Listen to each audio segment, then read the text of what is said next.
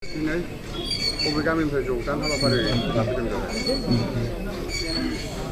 दिनै जोंनि दतमा ब्लक इउपिपिएलनि थाखाय मोनसे माने मोजां सान होननानै जों साननांगोन। दिनैनि दिनाव जोंनि प्रमद बर' सार दैदेननाय इउपिपिएल पार्टिखौ बिनि आदर्श नीतिखौ मोजां मोननानै दतमा ओनसोलनि मोनफ्रोमबो गामि मोनसेबो गामि बाद गैला मोनफ्रोमबो गामिनि माइनरिटी मुस्लिम भाइफ्रा दिनै जों दतमा ब्लक इउपिपिएलजों जगाजग जादों जे जोंजों लोगो नांनानै लोगोआव थाफानानै बिथांमोनहा खामानि मावनो ओंखारदों। गाव गावनि गोसो जानानैनो जोंनि दलाव हाबफैदों। बिनि थाखाय आं साफ्रोमबो माइनरिटी भाइफोरखौ आङो साबायखर जासियो। दिनै जोंनाव मोनसे बाथ्राखौ बुंनांगोन, आगोल समाव गोबां हयथ' बिथांमोनहा सिन्था खालामनो हायियाव गोबां भुल बुजा-बुजि थानायाव बिथांमोनहा जोंनि इउपिपिएल दोलोनो बिथांमोनहा भटखौ खम होयोमोन आरो जोंनि इउपिपिएल जेननायनि खारनफ्रा बिथांमोननि हारिनि थाखायनो जायोमोन, बिथांमोनहानो फेक्टरमोन। दिनै दतमायाव बिथांमोननि माइनरिटी भटआ खमबाबो 9,800 बेसेबांबा दङ। दा बे 9,800नि गेजेराव जोङो 60% मोननो थांगासिनो दङ। दा बिथांमोननि बे 60% भट मोननोब्ला जोङो दतमा ओनसोलाव जोंखौ फेजेननो हानाय रावबो गोहो गैया। बिपिएफआबो दिनै जोंखौ सोमावनो हालिया आरो बिजेपिआथ' जोंनि खाथियाव फेक्टरानो नंखाया।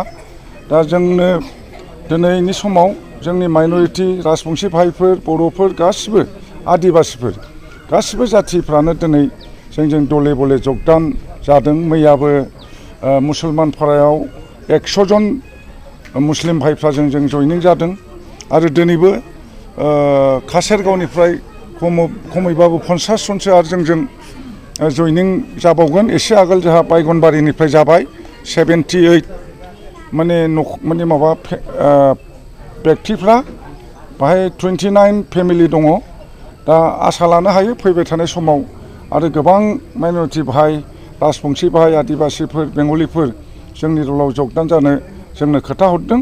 जों बिसायख'थिनि आगोल साफ्रोमबो मोनफ्रोमबो जाथिनि मानसिफोरजों जोङो जगाजग जाबाय थागोन आरो जोंनाव बिथांमोनहा जयनिं जाफैयोबा जों बिथांमोनखौ आजावनानै लाबाय थागोन आरो बे बिथिङैनो जोङो गोबांथार भटआव देरहागोन। खमैबाबो जोङो 6-7 हाजार बांसिन भट मोननानै जोङो देरहानायनि अंखआ जोंनाव दिनैनि दिनाव फैबाय।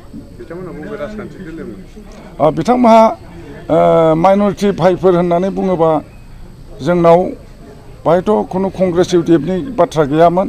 बिथांमोनहा बिपिएफखौनो बांसिनानो बिपिएफआवनो भट होग्रामोन, बिपिएफ पार्टिनिनो बिथांमोनहा।